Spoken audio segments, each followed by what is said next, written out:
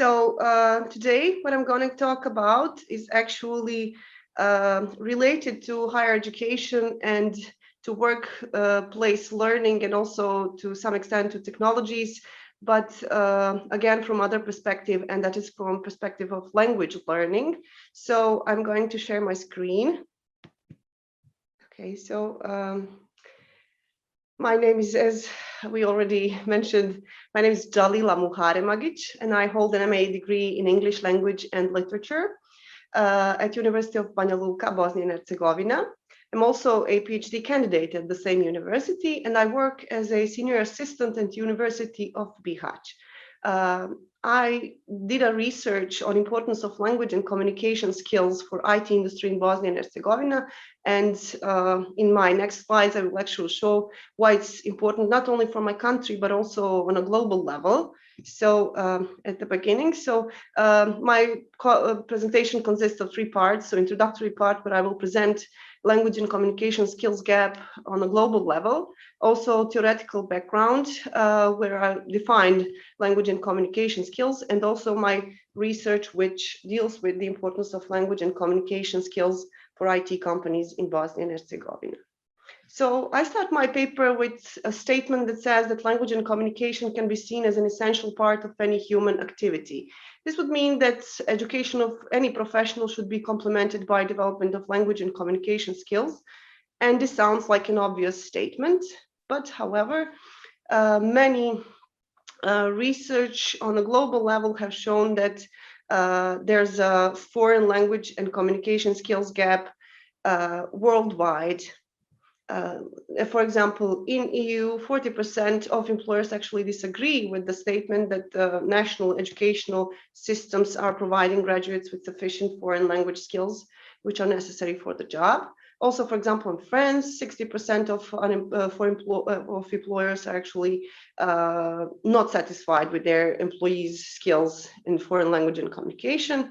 In Great Britain, only 36% of employers are satisfied with those skills, and in the United States, 34% of employers are reported that foreign language skills gap exists between what they need and what their employees can offer.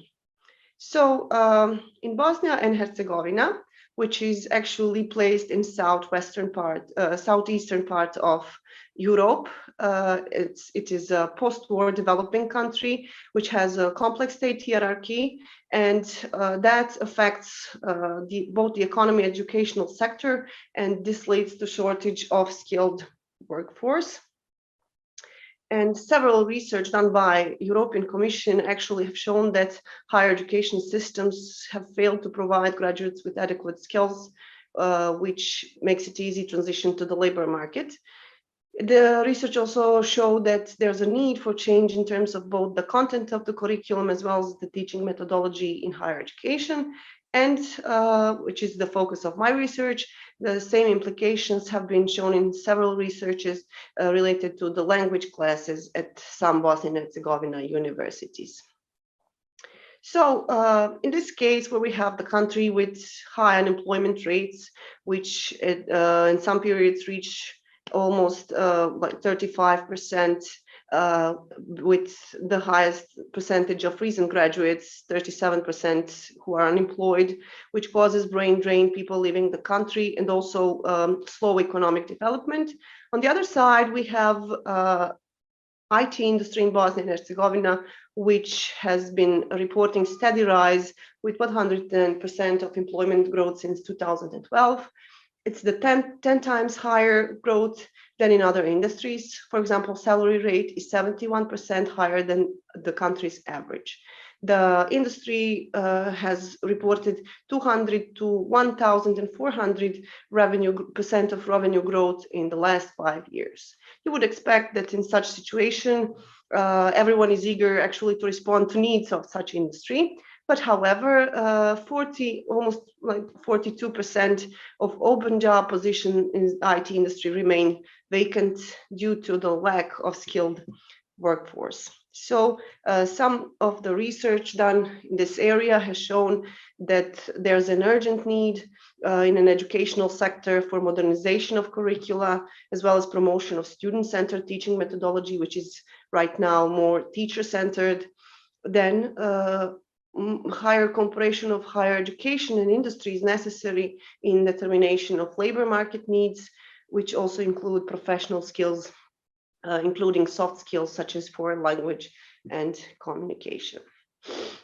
So having all this in mind, my research focuses actually on the foreign language and skills communication needs, let's say, and I wanted to first check how often are the foreign languages used in Bosnia and Herzegovina IT companies, how important they are for competitiveness of the companies, also how important are they for hiring new staff. And also I wanted to see how satisfied both the employees and the employers are with skills that they gained during the formal education, let's say, or the higher education. So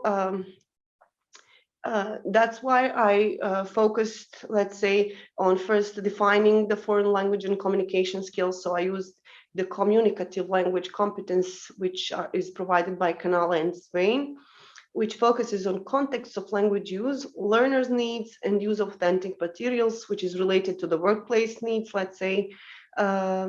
This all is also in line with findings of the languages for specific purposes, which is my area of research, and which focus on the purpose of the language learning rather than on learning language itself. Also, I've defined, let's say, communication skills through the definition of rhymer, including oral, listening, visual, or nonverbal, interdisciplinary, and intercultural elements. So I've also provided, let's say, a background from some of international research done with international businesses, which show that, for example, 90% of US employers actually express a high demand for foreign language skills. Also, 1 in 4 US employers surveyed reported loss of opportunity or a business partner due to the lack of foreign language skills of their employees. Also, what is interesting that an ever-growing number of employers in European Union considers that foreign languages add value to the company and development of their company. Research conducted by European Union in 2015 also showed that there's a strong connection with employability and foreign language and communication skills, which is also important for this situation, let's say, in Bosnia and Herzegovina. Also, British Council conducted a research on a global level where 95% of employers actually in the countries where English is not an official language said that English skills are considered important. And what is relevant for my research, that 73% of employers in IT industry consider English language as important for their organization. So I've also mentioned some of the good practice examples, let's say. So those good examples are those universities who have special departments or centers which provide organization of specific language courses for faculties and companies. Also, Austria has some good examples of technical universities which provide education of humanist engineers. That is, they develop soft skills courses for their engineering students and incorporate them into the language classes. Japan also, Japanese universities also have good examples which provide future engineers with skills aimed at constantly changing workplace. And so they focus on learning processes, teamwork, project management, discussion, negotiation, and debate. In Bosnia and Herzegovina, we can say that foreign language courses are present at most study programs within universities. Also, English language, importance of the English language has grown significantly in the last decade due to employment requirements and also exchange programs. Many universities offer English for specific purposes courses, but studies have shown that these courses actually do not comply with ESP methodology. Also, there's only 1 or 2 semesters of obligatory language subject as the most frequent offer. This is also, there's a scarce information and cooperation of educational sector and industry in defining language and communication skills needs. So what I have here for my research is actually that I have conducted a quantitative study where I've done a purposive sampling of companies which are first allied through the BIT Alliance Association of Companies in IT companies in Bosnia and Herzegovina, and also I've selected some companies that are not members of the alliance. I've used structured questionnaires which measure factual and attitudinal information. There were 28 questions divided into 4 categories, and I used Google Forms to organize the questionnaires and send them to participants. 14 companies took part in the research. Those companies are located in Sarajevo, Banja Luka, and Mostar. Those are the, let's say, some of the biggest cities in Bosnia and Herzegovina. And companies are in the field of software development, IT consulting and services, IT security solutions, and IT education. I've collected data from January to beginning of March 2021. So for the respondents, let's say that most of the respondents actually were like CEOs or founders of the companies, chief communication officers, technical leads, educators, and most of them have 1 to 5 years of experience of working at that job position.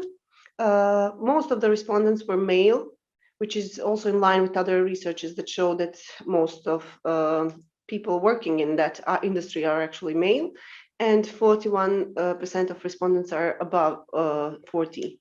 So with regards to the degree, most of the respondents hold a master's degree with master's degree in information technologies, master's degree in economy, psychology, English language teaching, as well as we have also assistant professors. So for the results of my research, sorry, so it shows that let's say 49% of respondents actually reported to use a foreign language every day at their workplace, and the same percentage confirmed that it is the English as the foreign language most frequently used, and also German for 5.9%. And they were offered with some other languages as well, and the option other, so that they insert, but as you can see, it's not so often, let's say. What is also important is that very large number of respondents actually confirmed that foreign languages and communication skills are very important or highly important for their current job position, and also highly important for the competitiveness of the company. And with regards to the purpose of use of the foreign language and communication skills, they confirm that in most cases they use it for communication with clients, and in some other cases for development of new products and services. So with regards to the communication skills used in the workplace, 76% confirm that it's highly important for their job position. And with relation to which communication skills, is the listening, written communication, and verbal communication that is the most frequent, although other also communication skills are, let's say, representative number.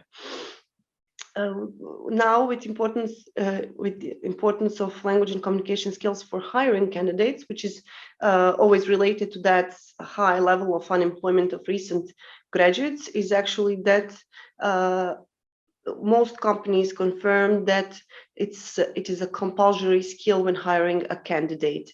So it is very important, let's say, in aspect when hiring a candidate. And for 73% of companies also confirm that they organize in-house testing procedures, which means that they actually do not accept outside certificates, let's say, or confirmations from universities and so on. As you can see, the biggest number of respondents actually confirmed that the foreign language skills are considered as an advantage when choosing between candidates with same professional qualification, which is good news, let's say, for those recent graduates who are dealing with finding their first job position. What I've also tested is how satisfied are both the employees and the employers with trainings that they got during their formal education. So what I've asked actually is what was the content of their foreign language courses during formal education, and it is confirmed that grammar and communication are mostly present without any connection to the professional language, which is actually very problematic because we need to respond to the labor market needs. What is strange is that they 52 more than half of them confirmed that their the skills, foreign language skills that they gained during formal education actually were highly useful. But again, they also the same number confirmed that they had to attend additional trainings after they graduated. So it also tells us a lot about how much the higher education is responding to the needs of the workplace. With regards to the communication skills, more than half confirmed that they didn't have any type of training during formal education. And in those cases, when they confirmed that they did have, were the separate subjects during studies, some workshops for students, assignments within other subjects, etc. What I'm also asked is what would be the desired content of the foreign language courses in the formal education, or what their new professionals, let's say, need. And it was that all language skills and all communication skills were almost of the same relevancy, let's say, but with writing, speaking, and listening being with the highest number. And we can say that almost all respondents actually confirmed that changes are necessary in terms of foreign languages in formal education. And I've asked them also whether they are interested in, let's say, joining another research, which would do a thorough research of workplace needs. And it was confirmed in most cases that they would join that kind of research. So for the final remarks and recommendations, what should the country do, and other countries, let's say, is to analyze labor market needs in close cooperation of educational sector and industry. Here, languages for specific purposes, theory and methodology can form a good basis for, let's say, insight into those skills and what is necessary for the workplace, since this area of language teaching and learning actually offers needs analysis, which is well organized, so it can be an easy way, let's say. Also, a shift has to be made from traditional general language courses, which are currently present in most cases, to target-oriented courses, which would respond to those labor market needs that I mentioned. The focus should be on professional skills and also language skills such as speaking, writing, and listening, what research has shown. I believe that this all is possible through formation of centers for language education. Let's say what we've seen that some countries have done as examples of good practice. And these centers for language education can offer custom-made courses in line with labor market needs, which would spread over entire period of study and not only 1 or 2 semesters, as is case for today. So I hope that this will lead to, let's say, raised awareness of both the academia and also of the decision makers in order to make educational reforms which would respond to this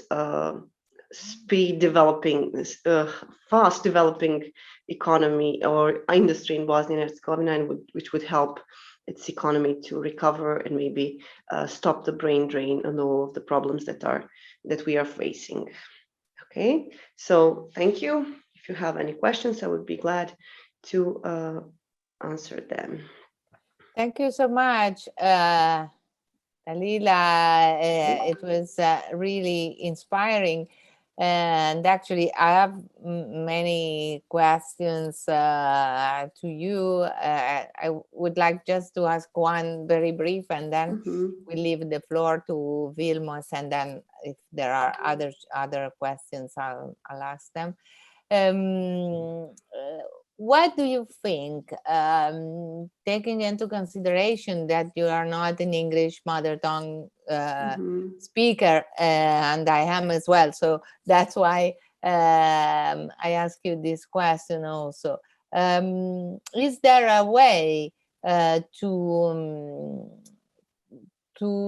use, of course, English as a communication tool? Otherwise, we couldn't be here also today having this kind of interaction. But protecting also our own mother tongues, which is something that, you know, it deserves some reflection on, I think, taking into consideration that in Italy, notwithstanding the fact that we have and we take English classes since primary school to university, but there's an issue there because language skills are not so high level anyway. That's a problem, actually. What do you think? Which is your opinion?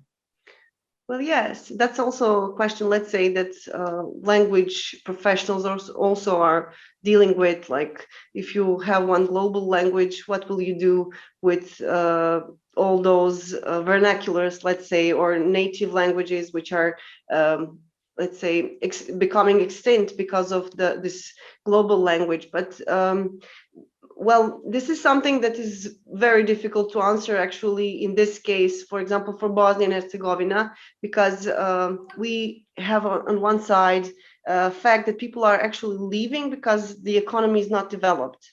People are leaving the country, going to other countries. So we are not just losing speakers, but we are losing population, and we are losing educated people, young people who are ready to work, and they just leave, and then they start their life in another country. So at the moment, from my at least perspective, I would like to focus on how to develop, let's say, through these skills, through language, maybe to develop our businesses and to get back our population.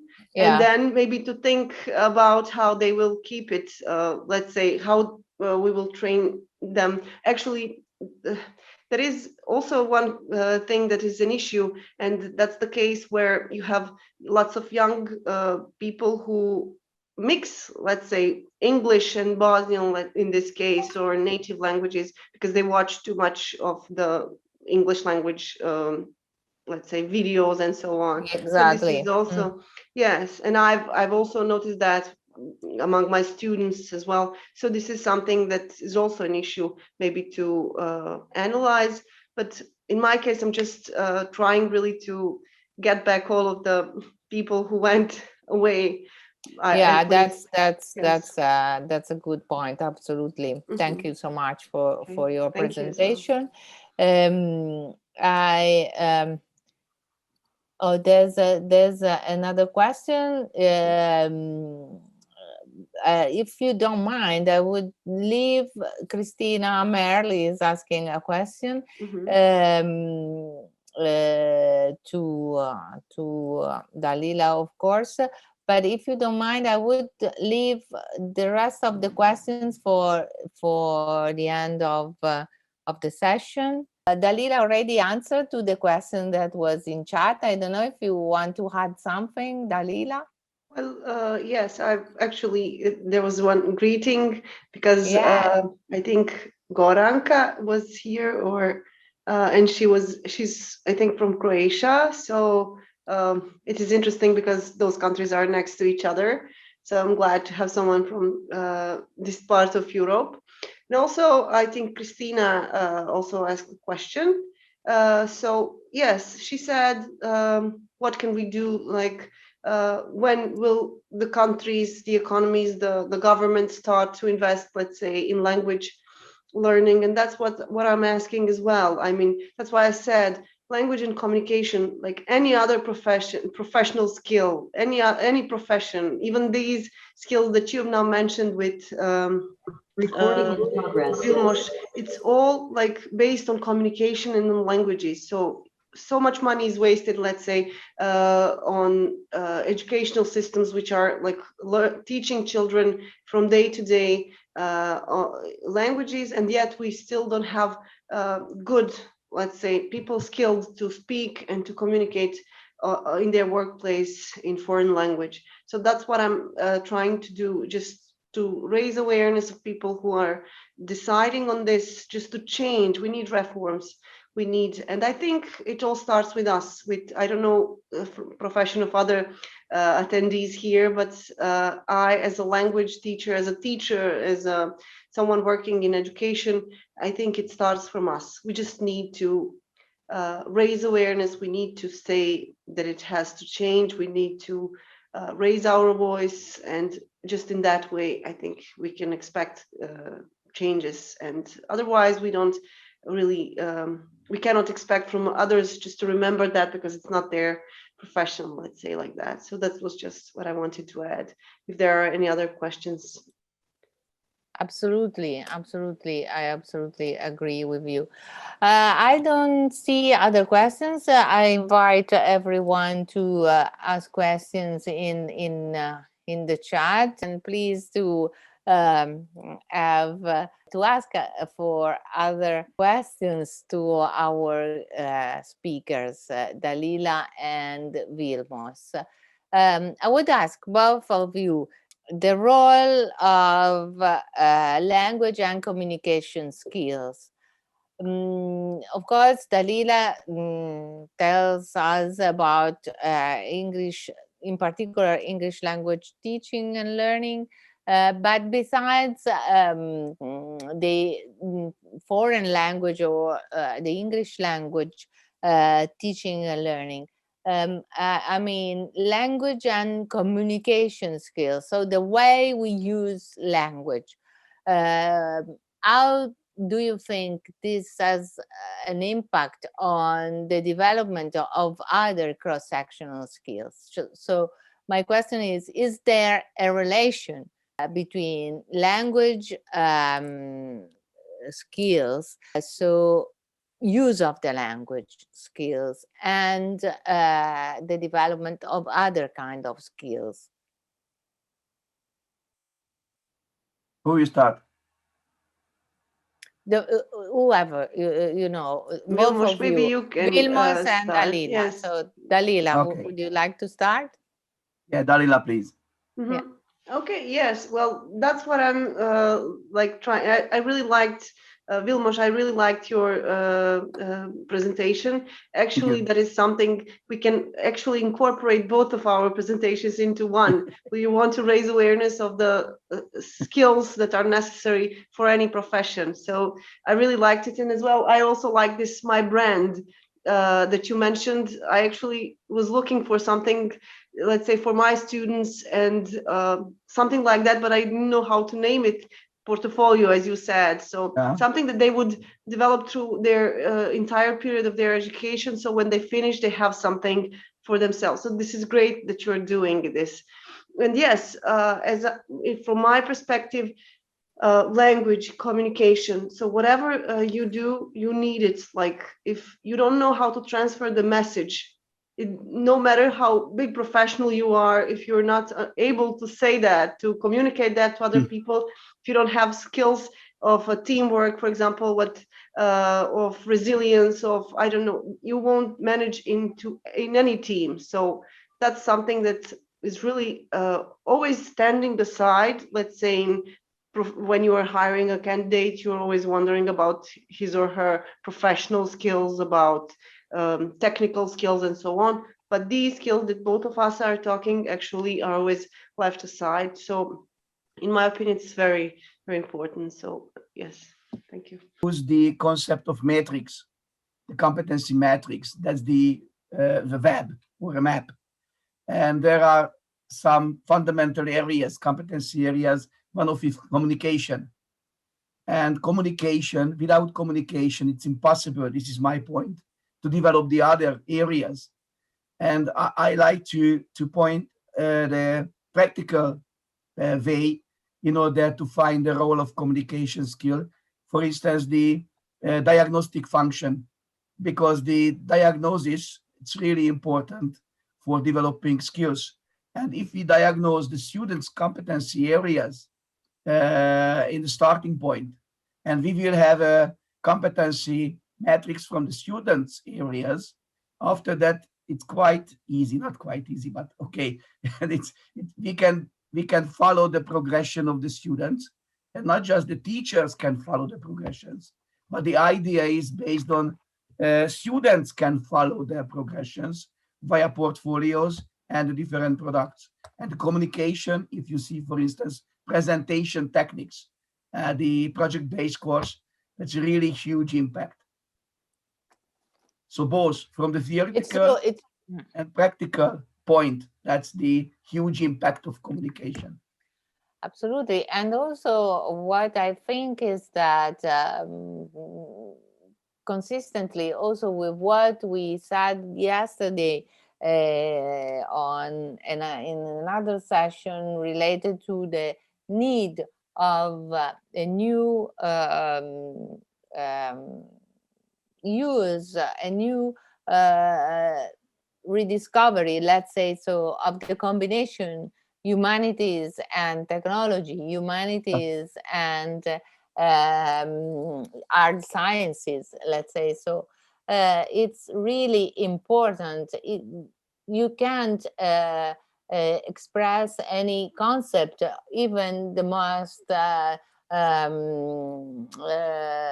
creative or developing one, if you don't have the words, if you don't have a certain word box useful to manage the concept and to describe it. So that's very, very, very important, I think. So thank you so much, Dzalila. Thank you so much, Vilmos. Thank you so much. Arrivederci. Thank you as well. Goodbye. Ciao, arrivederci.